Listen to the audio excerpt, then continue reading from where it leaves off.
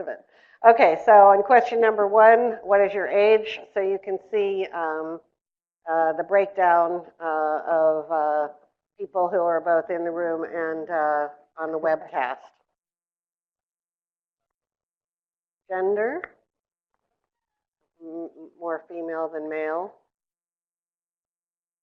Which of the following applies? So it feels like we have a diverse group in terms of people who are both living with depression or peer supports.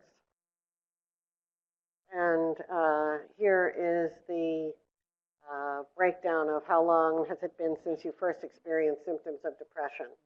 And it looks like many people in the room, the majority of people either in the room or on the webcast have been dealing with this for quite a long time. So I hope that's helpful.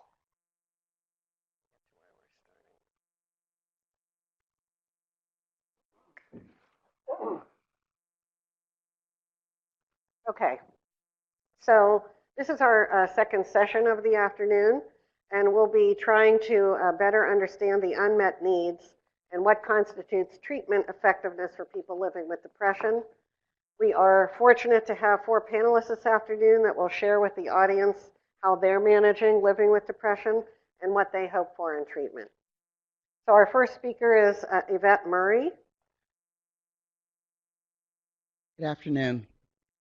Some of you missed the California closet thing, so I'm going to clarify. If you take your car into a garage and you put the garage down, you will carbon monoxide yourself if no one comes to get you. Can't do that in my garage with California closets. So my name is Yvette Murray. I'm a clinician. I am a woman. I am a woman of color, and I have a gun pointed at my head daily. I am in a progressive, lifelong battle with depression. The FDA must require pharmaceutical manufacturers to view people like me as people and not profit margins. It is not enough to minimize symptoms. Every day I wake up with fear that my disease will derail my ability to earn a living, be a parent, productive citizen, not a drain on the healthcare system, and be a positive impact on our nation's GDP. The first manifestation of my disease occurred with my first suicide attempt at the age of 13. Over the course of the next 30 years, I have experienced severe depression, leaving me chained to my bed for weeks at a time.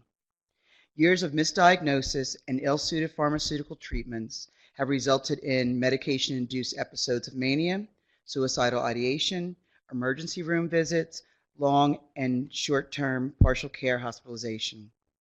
I live with debilitating anxiety, agitation, inappropriate outbursts and behaviors, migraines, lipodystrophy, hair loss, inability to concentrate, no libido, body aches, and active thoughts of self-harm.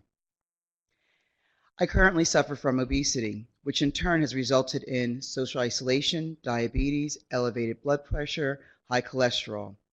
I face other possible and preventable diseases like heart disease, stroke, COPD, early onset dementia, as a consequence of my disease and the medication. Permanent disability is likely to be in my future. I live with the knowledge that my life expectancy on average is 10 years shorter than people without my disease. That's a decade lost to my parents, siblings, children, grandchildren, friends, and as a tax-generating, productive asset to American society and our economy. I can trace my disease back 4 generations. Had genetic markers been part of pharmaceutical research and development, I would not have spent my adolescence and majority of my adulthood improperly medicated. Genomic testing would have helped my providers diagnose and optimize treating protocols. No one should spend decades in psychic and physical pain. When we have the technology to identify treatments that are more likely to be efficacious, resulting in the amelioration of side effects and long-term risk.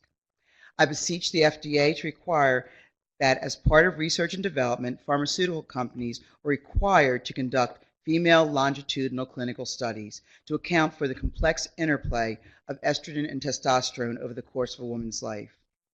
What I needed as a prepubescent teen was very different than what I needed as a menstruating, pregnant, menopausal, and soon to be, I hope, postmenopausal woman. During all of these phases of my life, my medication regime has needed to be adjusted. I anticipate this will be the case for the rest of my life. It is imperative that drug toxicity resulting from psychotropic drug interaction with other pharmaceuticals be evaluated to minimize the harmful side effects of psychotropic medication on the body and mind. Longitudinal studies would result in evidence-based diagnosis, protocols for treatment to safeguard women's health and well-being. If it had not been for my support system, I would have never finished my education. My anxiety and depression negatively impacted my ability to process information, focus, complete papers, take exams, and meet deadlines. I was hostage to my bed with suicidal ideation. Due to the severity of my symptoms and thoughts of suicide, I was forced to withdraw from college in my junior year. I have been unable to maintain full employment. My symptoms only allow me to take positions that will not contribute to flare-ups or manifestations of my disease. I have been fired from short-term positions due to my uncontrolled and erratic and inappropriate behavior and excessive sick days. Crushing anxiety and depression have resulted in important missed celebrations, significant loss of work productivity, hospitalizations, as well as other activities that make life meaningful. Due to my erratic and bizarre behavior, my support systems have been shattered. I have lost friendships, been shunned by family members, and seen the end of my marriage. Finally, no one should have to live or die in pain due to a lack of ability to pay for their medication or hospitalized as a result of medication-induced psychosis. I currently do not have health insurance, but because I am unable to afford it. The cost of my medications and professional treatment are more than my monthly mortgage payments. At times I go without proper treatment and or medication to keep the lights on or stay warm. I am only one of over 11 million people living in the United States with this debilitating disease. Unfortunately, we lose about 1 million people a year who successfully take their lives due to misdiagnosis and ineffective treatment. I don't want to die when we have the knowledge to do better. Thank you for providing me with the opportunity to share my experience with this life-threatening disease. Thank you.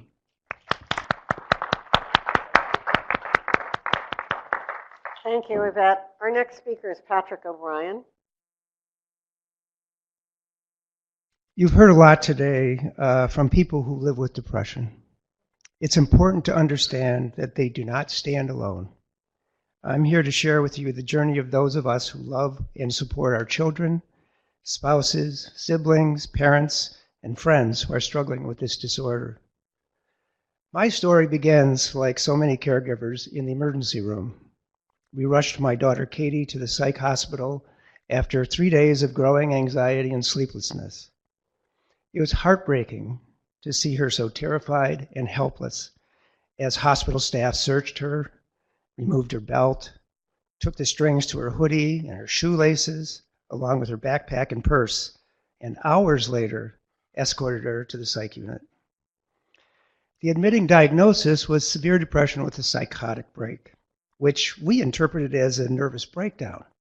And, we knew it was serious, but we just assumed that after rest and a shift in her graduate school deadlines, she would recover. We had no idea. We had very little help in setting up a post-hospitalization treatment program and absolutely no experience with therapists or psychiatrists. We knew virtually nothing about the diagnosis. So, feeling lost and overwhelmed, we began our journey.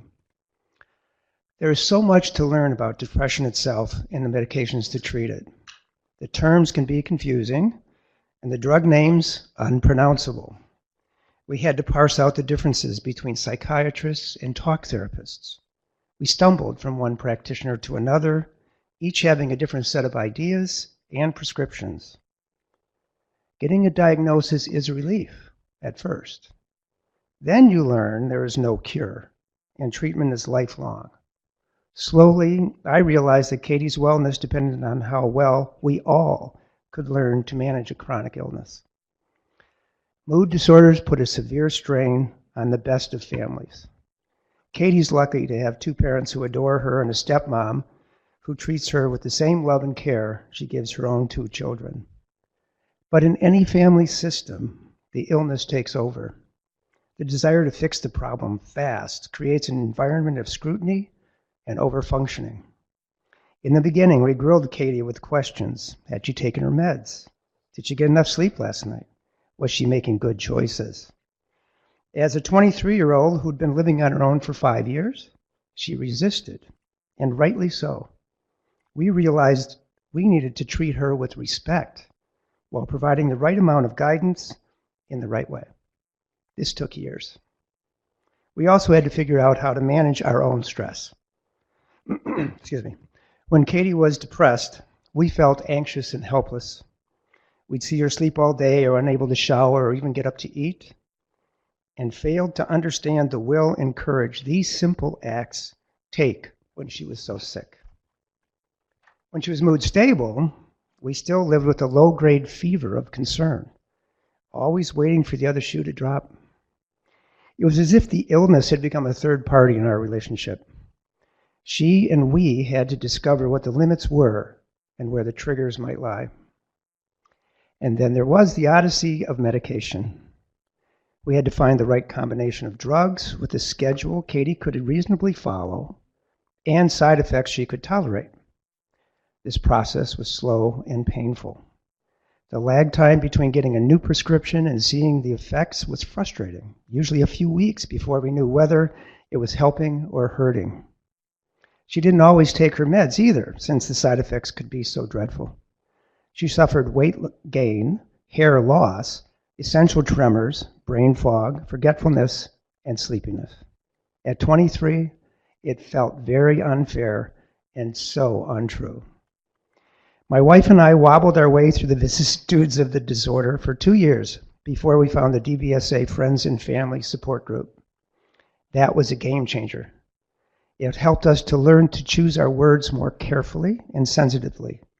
We gained perspectives on Katie's diagnosis and a deeper understanding of our role as caregivers.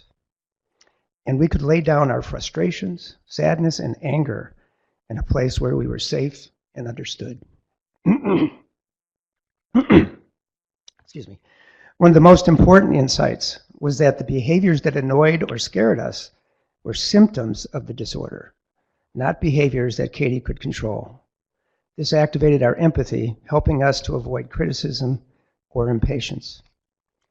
Katie's journey took a definitive turn when she checked into an intensive outpatient program.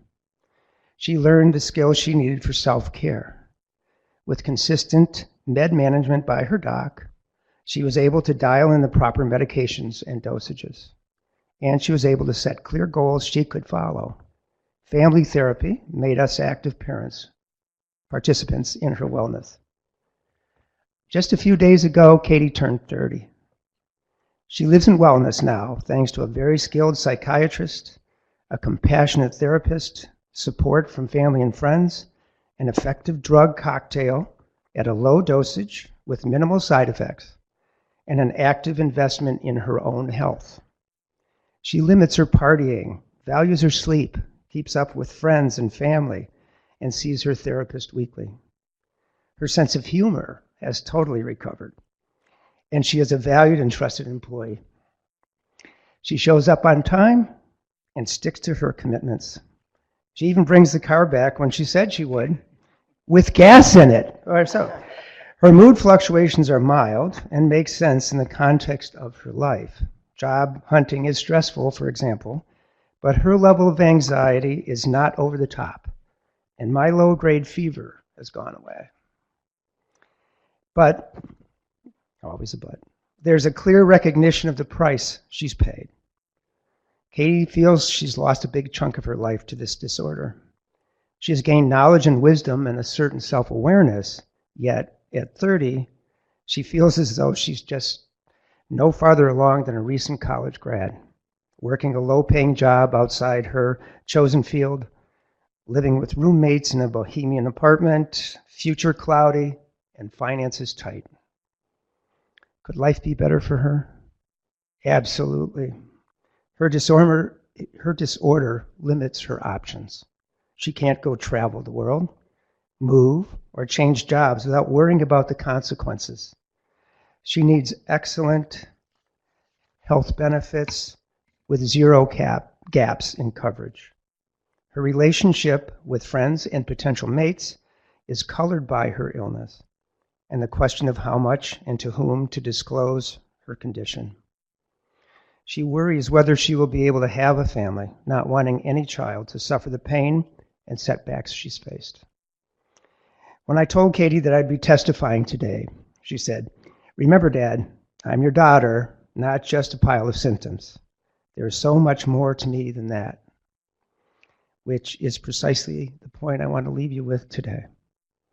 Symptom relief is not the only goal, and we all have heard that over and over. We are looking for treatments that empower people to live their best lives. No one with a serious mental health disorder should be forced to accept a second-tier life. My daughter and millions of others just like her excuse me, deserve the opportunity to use their unique strengths to pursue lives that have meaning and impact.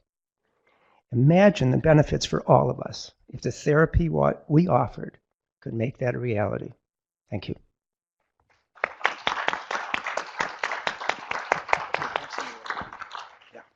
Thank you, Patrick. Our next speaker is Sinuet. Hello, everyone. First, I'd like to say a very big, heartfelt thank you to DBSA and to the Veterans Healthcare System for all they have done and continue to do for me. My name is Sinuet, and I'm here to share with you my story of living with depression. In 1990, so 28 years ago, as an active duty Army soldier, I was diagnosed with depression after trying hard to understand the reasons for my concentration loss, restlessness, and loss of enjoyment in being with and around my children and my wife. In being diagnosed, I was also told that I had sleep apnea.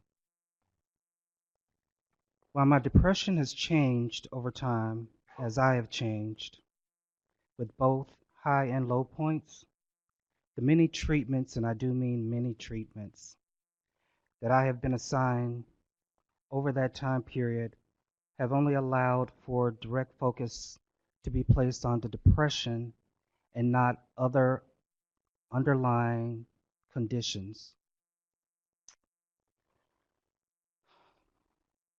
What was not taken into consideration were, like I stated, the other many healthcare conditions, such as the sleep apnea, which was never addressed for several years, and how it was affecting my level of health, and also socioeconomic factors, such as how was my living conditions, what were they like?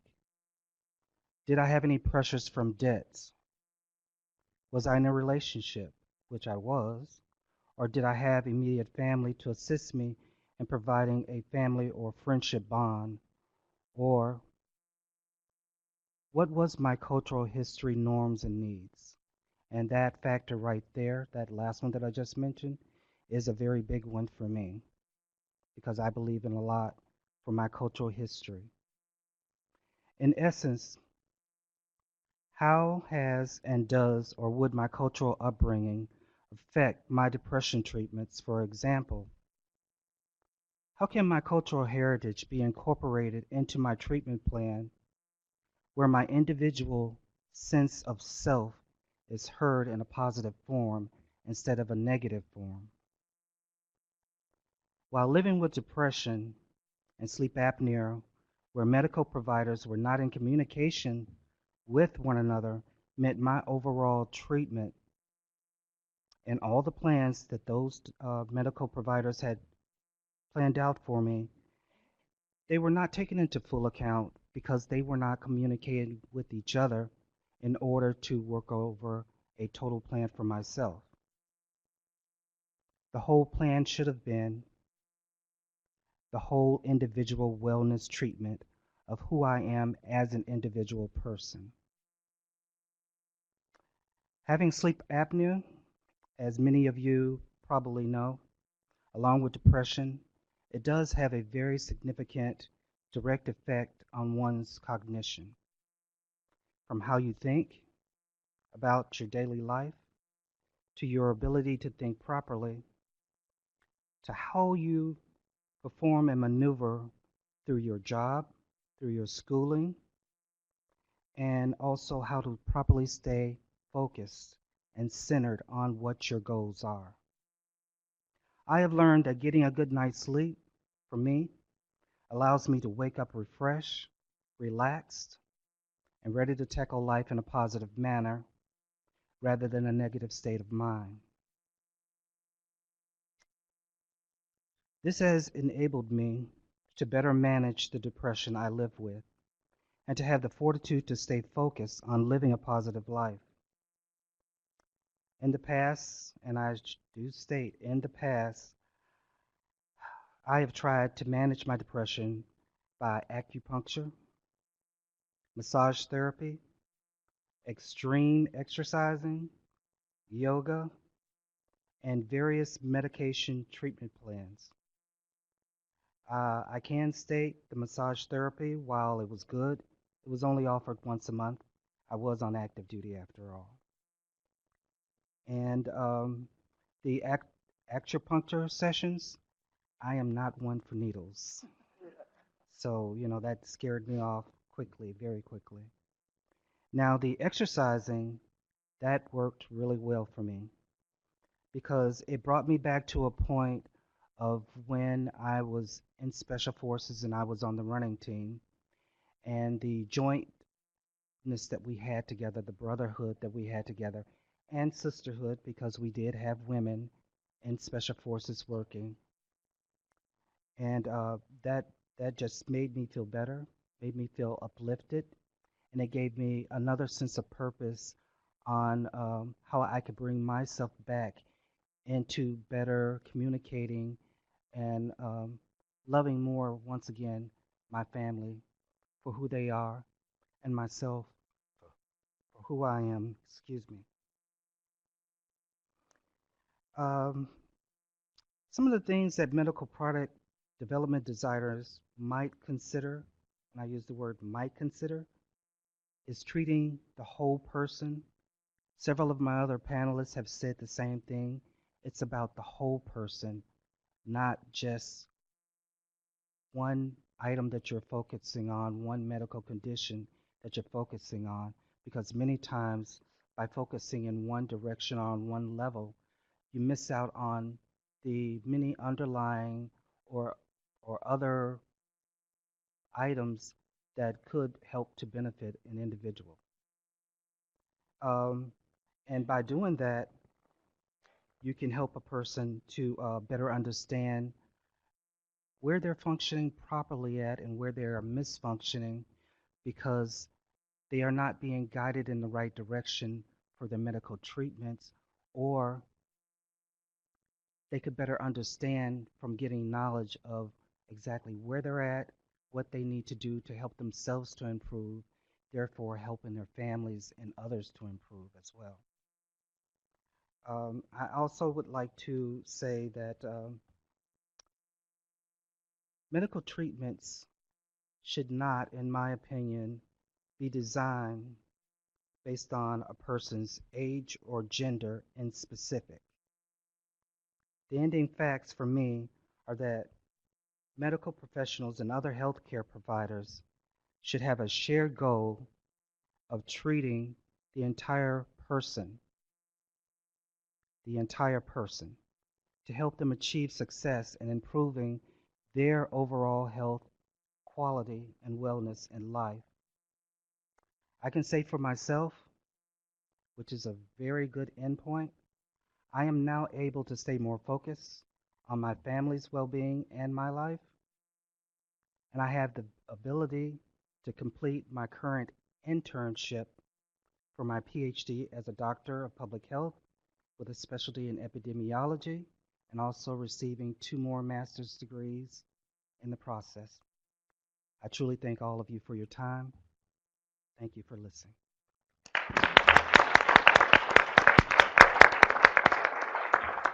Thank you, Sinuet. Our next speaker is Keith Johnson. Twice in my life, I found myself unable to move.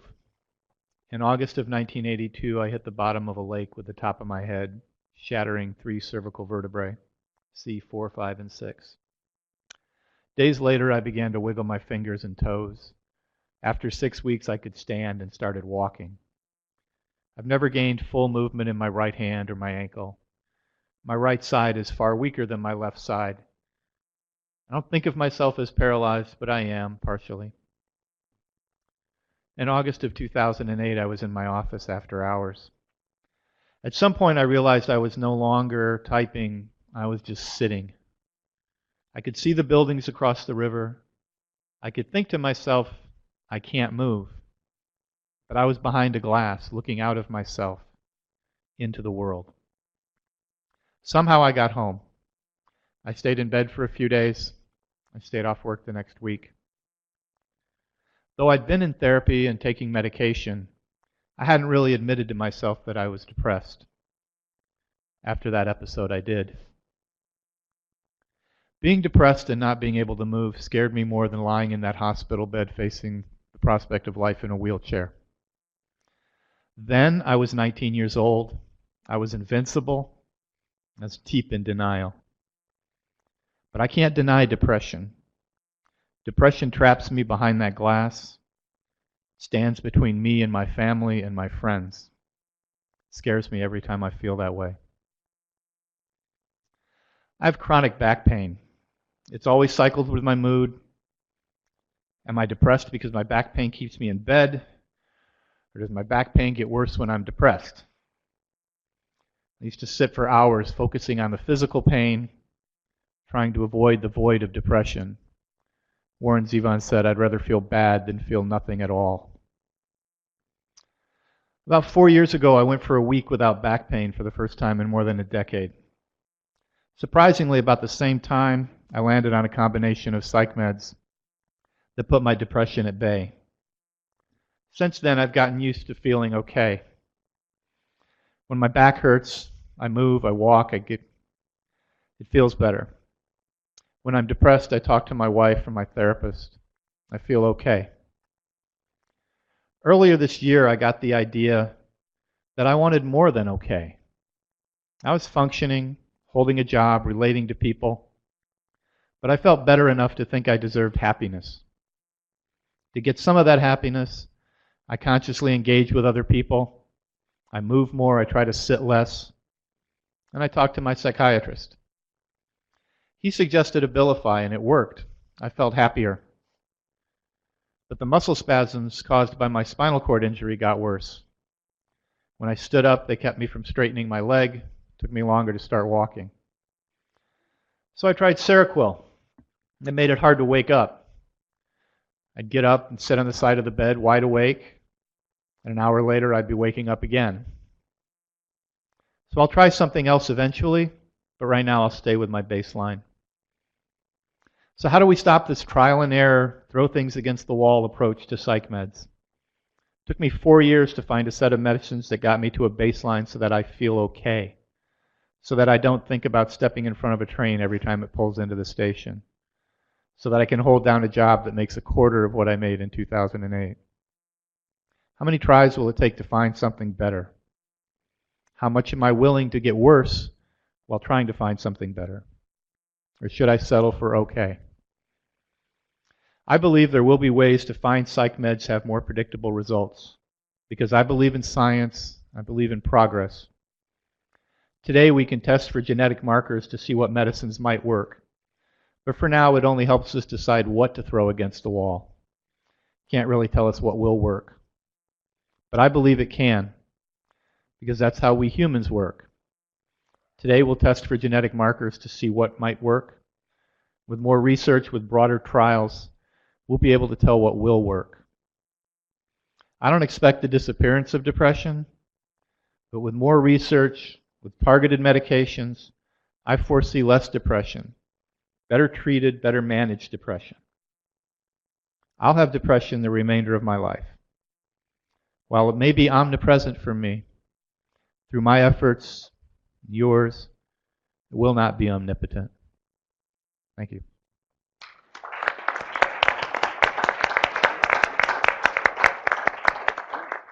Thank you, Keith. And thanks to all of our panelists for sharing their stories.